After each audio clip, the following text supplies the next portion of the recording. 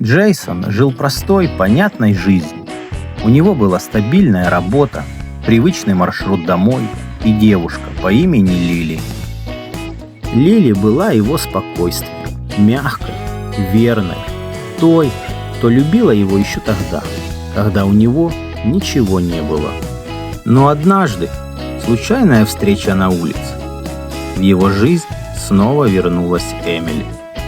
Эмили была его прошлым, его первой любовью, его незавершенной историей. Она появилась внезапно, с той же улыбкой, которая когда-то разрушила его, и собрала заново. И в этот момент его сердце разделилось на две части. Он понял, ему придется сделать выбор, который изменит все. Джейсон избегал этого решения.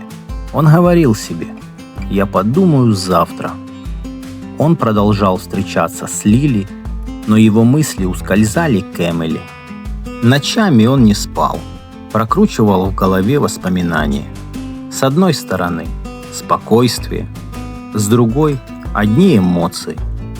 Он боялся ошибиться, боялся потерять единственную, но не знал, кто из них она. Однажды вечером он встретился со своим старым другом Маркусом. Маркус сказал ему простую вещь: любовь – это не та, от которой у тебя сильнее бьется сердце. Любовь – это та, рядом с которой тебе не страшно быть собой, дружище. Маркус, но как понять? Спросил Джейсон. Представь, что ты потерял все.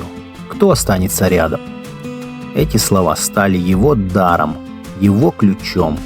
Джейсон решил перестать убегать. Он начал смотреть правде в глаза. Он стал наблюдать не за тем, что он чувствует в моменте, а за тем, кем он становится рядом с каждой из них.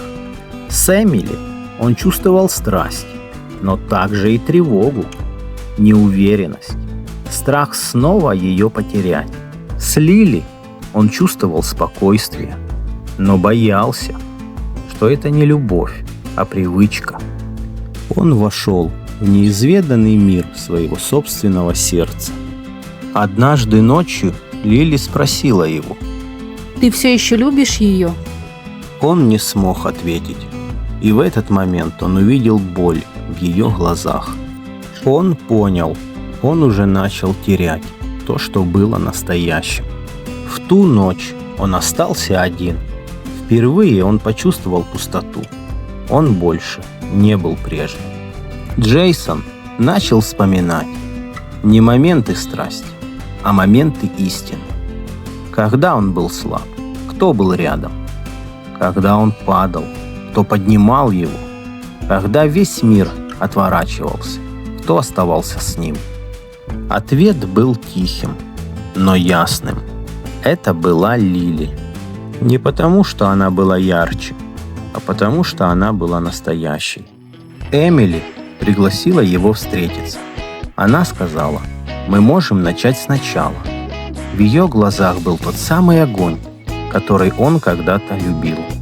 Она была его мечтой, но теперь он видел глубже. Он понял, он любил воспоминания о ней, но не ту реальность, которая стояла перед ним. Это было его величайшее искушение. В тот момент он понял истину. Любовь – это не выбор между двумя людьми, это выбор между правдой и иллюзией. Он понял, что все это время он не выбирал между двумя девушками. Он выбирал между тем, что красиво, и тем, что настоящее. И он понял, кто действительно был его домом. Он пришел к Лили. Она не улыбалась, она не бежала к нему, она просто стояла, готовая принять правду. Он сказал: «Я искал ответы везде, но они всегда были рядом со мной. Это ты». «Почему?» – тихо спросила она.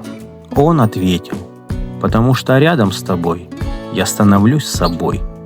Это была его награда. Не страсть, а истина. Часть его все еще боялась. Боялась, что он не заслуживает ее. Боялась, что уже поздно. Но он не убежал. Впервые в жизни он остался после разговора. Лили посмотрела на него и сказала: Я боялась, что потеряла тебя. «Я боялся, что потерял себя». Он больше не был тем человеком, который боялся выбора. Он сделал его. Теперь он понимал, любовь не та, которая заставляет тебя гореть. Любовь – это та, которая остается, когда огонь угасает. Он выбрал не ту, которую любил больше всего когда-то. Он выбрал ту, которая любила его всегда. И впервые в жизни его сердце было спокойно. Буду рад, если моя история смогла кого-то поддержать или кто-то вспомнил себя. Всем спасибо. До новых встреч.